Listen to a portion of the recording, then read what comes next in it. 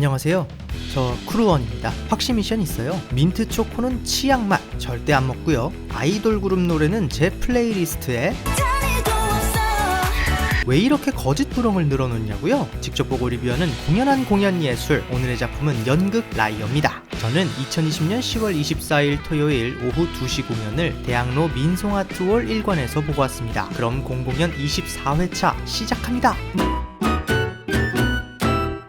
치밀하게 짜인 완벽한 스케줄을 지키며 두 집 살림하는 택시 운전사 존 스미스. 어느 날 강도를 만난 노부인을 도와주다가 머리를 다쳐 입원합니다. 머리가 띵 하고 어지러운 것보다 더 큰 문제는 그의 이중 생활이 들킬 위험에 처한 것. 눈앞의 상황을 모면하기 위해 시작한 거짓말은 시간이 갈수록 점점 눈덩이처럼 불어나는데 과연 존 스미스는 이 거짓에서 벗어날 수 있을까요? 연극 라이어의 원제는 Run for Your Wife로 영국의 극작가 겸 연출가 레이 쿠니의 대표작입니다. 전 세계 60여 개의 나라에서 공연된 바 있고 특히 우리나라에선 1998년 1월 초연 이후 무려 23년째 쉼없이 공연 중인 작품입니다. 그래서 우리 공연계의 기록을 매일 갱신하고 있는 작품이라고 하네요. 저 벨토리는 라이어 관극이 처음이었는데요. 벨토리의 현생 본캐에겐 라이어에 관련된 학창시절 추억 가득한 에피소드가 있습니다. 벨토리의 본캐가 과거 수능을 보고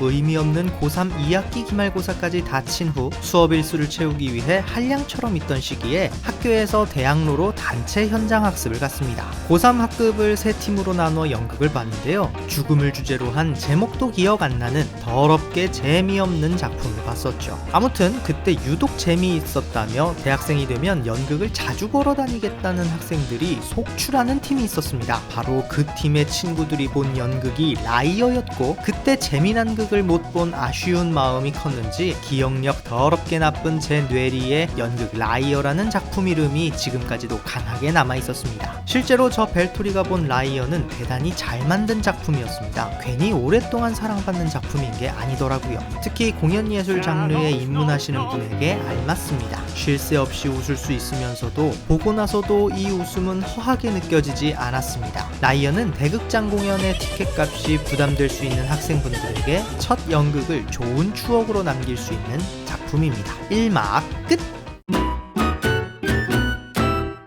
라이어를 볼 때 엄청 중요한 정보를 말씀드릴게요. 라이어는 초연, 첫 공연 당시 관객이 겨우 2명뿐이었다고 합니다. 당시 대학로 소극장 연극은 사회 비판적인 시사극과 세계 명작이 원작인 극들이 인기여서 코미디 장르는 처음엔 외면을 받았었다고 하네요. 하지만 공연 개막 2주가 지나자 입소문을 타고 라이어 전석 매진, 대학로 대표 연극으로 자리 잡았습니다. 연극 라이어는 후속작이 있습니다. 라이어 2탄 그 후 20년과 라이어 3탄 튀어인데요. 모두 레이 쿠니의 작품입니다. 라이어 2탄은 라이어의 20년 후 이야기로 20년이 지난 후에도 두 집 살림을 하는 샘은 메리와 바바라 사이에서 각각 딸 비키와 아들 케빈을 두었는데요. 비키와 케빈은 서로 인터넷 채팅을 통해 알게 됩니다. 이 두 아이들이 직접 만날 약속을 잡으면서 또다시 샘의 비밀이 탄로날 위기에 빠지는 이야기죠. 라이어 3탄은 라이어 1, 2탄과는 조금 동떨어진 다른 이야기입니다. 또 등장인물의 이름이나 배경 등이 각색돼 한국어 패치가 되어 있죠. 농협 직원 영호는 택시를 타고 가던 중 야쿠자와 가방이 바뀌고 마는데요. 영호가 들고 온 야쿠자의 가방엔 100억이 넘는 돈이 들어있었고 가방을 사수하기 위해 영호의 거짓말이 시작됩니다. 재밌는 건 뒤에 붙은 숫자의 순서와 다르게 라이어 3탄이 2001년 10월에 막을 올리며 2004년 6월에 초연된 라이어 2탄보다 먼저 무대에 올려졌었습니다. 이는 원작의 창작 시기 때문이라고 하네요. 인터미션 끝!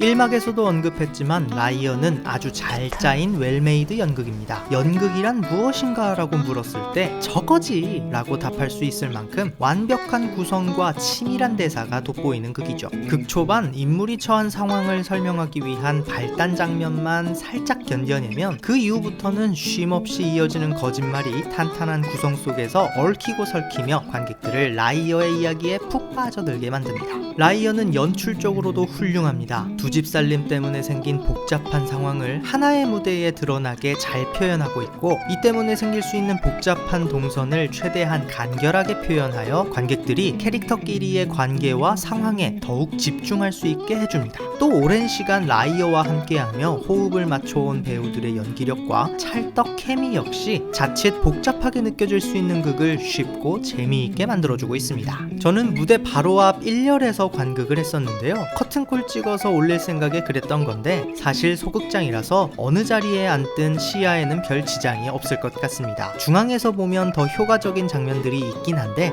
관람에 필수적이거나 하지는 않거든요. 개인적으로 가능하다면 연극 라이어의 시점을 현재로 각색해도 좋을 것 같다고 살짝 느꼈습니다. 작품의 배경이 1983년 영국이라는 것을 자세히 설명해주고 있는 편은 아니라 집 전화가 없는 가정에서 자란 어린 관객들이 보고는 왜 이상하게 생긴 물건에다가 말을 하지? 이렇게 생각하다가 집중했을 때 얻을 수 있는 라이어의 재미를 다 놓쳐버릴 수 있을 것 같아요. 끝으로 라이어의 작품 외적인 부분에서 아쉬운 점이 몇 가지 있었습니다. 먼저 MD 상품이 없는 것이 아쉬웠습니다. 이런저런 응모 이벤트가 있긴 했는데 저도 마찬가지고 연극 뮤지컬을 좋아하는 분 중에 작품을 보고 그 추억을 오래 간직하기 위해 MD 상품을 구매하는 경우가 퍽 많은데요. 오픈런이긴 하지만 분기별로 한두 가지 예쁜 MD 상품을 기획해서 판매하면 MD 상품을 구경하고 구매하기 위해서라도 재관람을 더 많이 하지 않을까요? 다음으로 민송아트홀의 대기 공간이 협소합니다. 로비라고 할 수 있는 공간이 그냥 건물의 복도거든요. 그래서 앉을 자리가 꽤 많은 편이었는데도 불구하고 그냥 카페 등 다른 곳으로 가는 관객들이 많았어요. 그나마 제가 본 날은 2관에 공연이 없고 좌석 거리두기 시행으로 기다리는 관객이 비교적 적어 대기하는 게 불편하진 않았지만요. 대기 공간이 좁아 포토존이 없는 것도 안타깝고요. 화장실도 불편하게 느껴졌습니다. 화장실이 더럽거나 그런 건 아니고요. 배우 대기실에 남자 화장실이 없는지 남자 배우들이 로비 화장실을 사용하시더라고요. 제가 그날따라 속이 좀 안 좋아서 큰 뒷간을 좀 사용하고 나오는데, 사용하려고 기다리시던 모 배우와 눈이 마주쳐서 1차로 뻘쭘했고, 나중에 무대에서 연기를 하는 배우를 보니까 저 혼자 2차로 또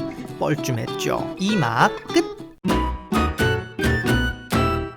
연극 라이어는 이런 분들에게 추천합니다. 쉼없이 웃을 수 있는 극을 좋아하는 분, 매년 4월 1일 만우절에 연극을 보실 분, 특히 수능이 끝나고 나도 연극이란 걸 봐볼까 하는 공연 예술에 입문하는 분에게 강추합니다. 다만 소극장 작품이 취향에 안 맞는 분, 스릴 넘치는 피켓팅을 즐기셔서 오픈런을 꺼리시는 분, 특히 호모포비아를 웃음의 소재로 삼는 것이 불편한 분에게 비추합니다. 연극 라이어는 오픈런으로 대학로 민송아트홀 1관에서 공연합니다. 그럼 남은 하루 연극 같은 시간 되시기 바랍니다. 벨바!